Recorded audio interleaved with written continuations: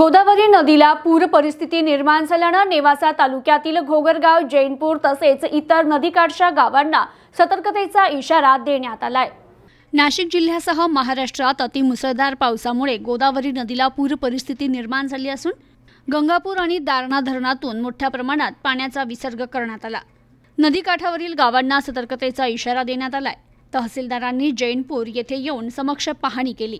तसेच नेवासा तालुक्यातील जैनपूर, घोगरगाव आणि इतर नदीकाठच्या गावांनाही सतर्क राहण्याचा इशारा दिला।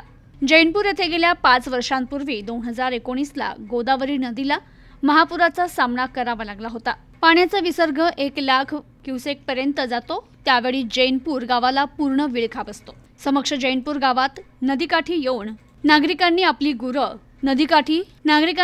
गुरं सुरक्षित स्थळी ठेवावी। कोणीही नदीकाठी जाऊ नये असं आवाहन त्यांनी यावेळी केलं। मी तहसीलदार नेवासा आज येथे जैनपूर या गावी आलेलो आहे।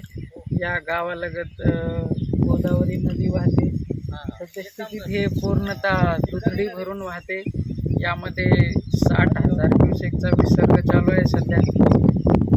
या गावाला 5 वर्षापूर्वी म्हणजे 2019 ला पुराचा सामना करावा लागलेला होता।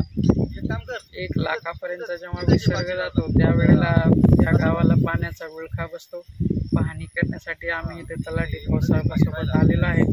गावकऱ्यांनाही माझे आता आव्हान आहे, पाण्याची पातळी वाढत असताना आपण आपले गुरेढोरे आणि व्यक्तिशः पाण्याच्या जवळ जाऊ नये आणि जे पाण्याचे आपले मोटार वगैरे आहेत त्यांनी काढून ठेवलेले आहेत। आव्हान करतोय की आपण नदी पात्राला। प्रतिनिधी रवींद्र लिंभोरे, न्यूज टुडे 24, नेवासा, अहमदनगर।